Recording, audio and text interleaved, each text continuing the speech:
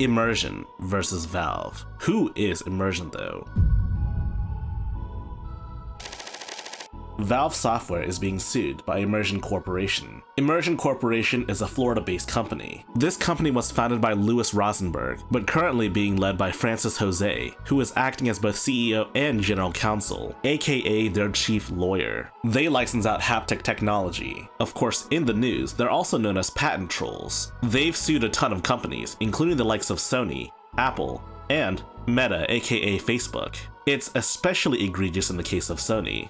Immersion sued both Microsoft and Sony for the inclusion of rumble functionality in their controllers. While Microsoft settled outside of court, Sony fought tooth and nail for 4 years. And for those of you that remember, the original PS3 controller, the 6-axis controller, did not have rumble because Sony claimed that rumble interfered with the motion sensor. But given modern controllers these days, that's obviously not true. The real reason was likely due to this lawsuit, and eventually Sony did settle out of court anyways. And then Sony did eventually release a DualShock 3 with rumble. I hope you get the picture I'm painting here. This company is definitely a patent troll, and they've gotten what they want from bigger companies like Microsoft and Sony. Even Nintendo, the most litigious gaming company on earth, didn't want a piece of that. And of course, officially partnered with Immersion for the Nintendo Switch. So yes, back to the current story. Valve Software is being sued by Immersion for their use of rumble functionality in the Steam Deck and Valve Index. Immersion claims that Valve is infringing on 7 different patents of theirs. What's also interesting is that they also mention multiple different specific titles on Steam, such as Half-Life Alyx, CSGO,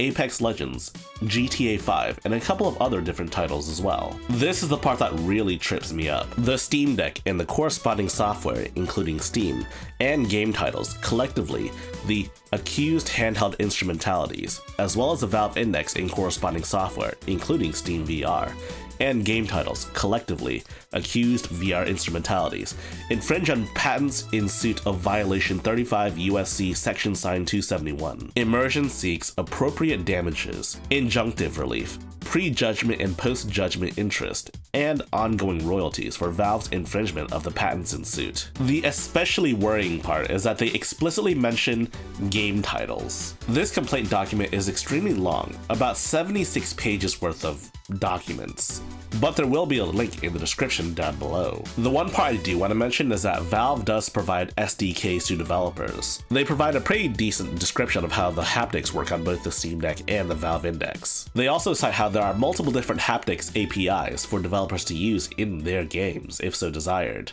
The first cause of action is directed towards the Valve Index itself, claiming that the Index infringes on a specific patent made for providing tactile sensations. I can't really comment on this one, so I'm gonna skip over this part. The second cause of action is more relevant to Steam Deck users, infringing on a patent that provides systems and methods for adaptively interpreting a user's intent based on parameters supplied by a touch-sensitive input device. This seems to be referring to pressure sensitivity. They show a screenshot of the test input screen and showcase that both the left and right trackpads have values for pressures. The harder you press the trackpads in, the higher the pressure value will be. There aren't too many, if any, regular Steam games that make use of this.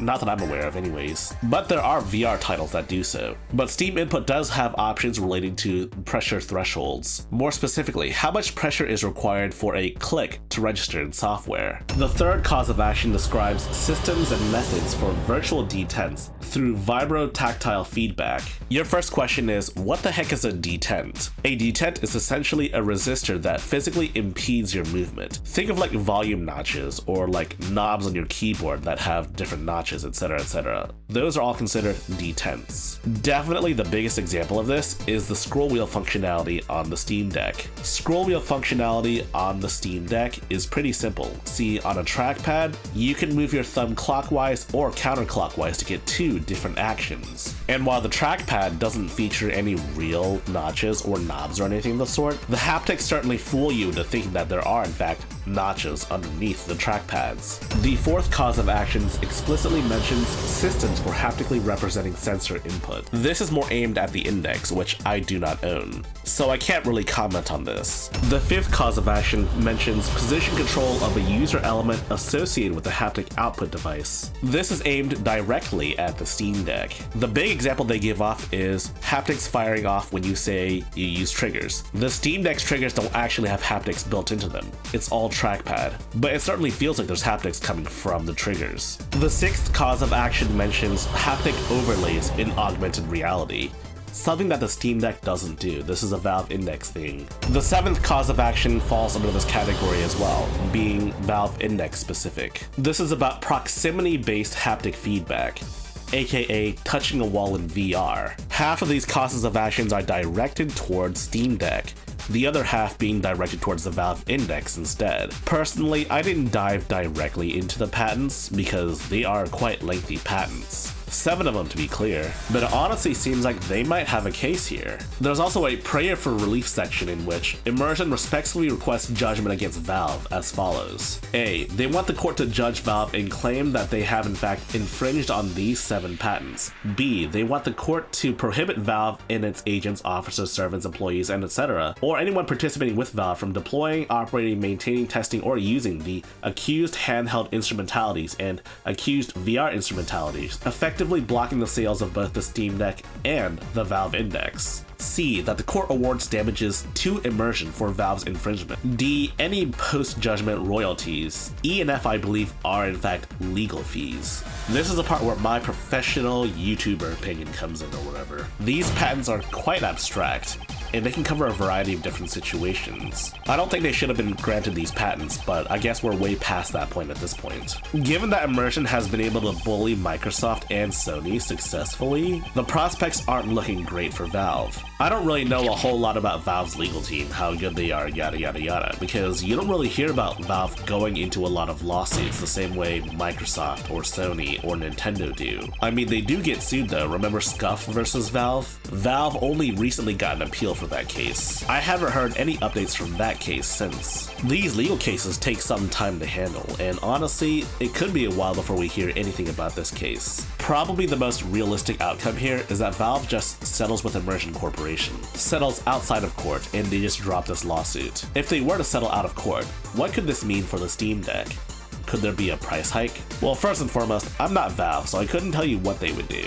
But I could imagine Valve just eating the licensing costs. The Steam Deck has a really attractive price point, the cheapest one being $399. I don't think Valve would want to mess with that. And furthermore, they probably don't want to tack those licensing fees on top of the most expensive model, given that the ROG Ally is about to release around the corner at a very similar price point. Valve could also fight the lawsuit instead, but this would be a legal battle that could take years to accomplish. There's also no guarantee that Valve would win.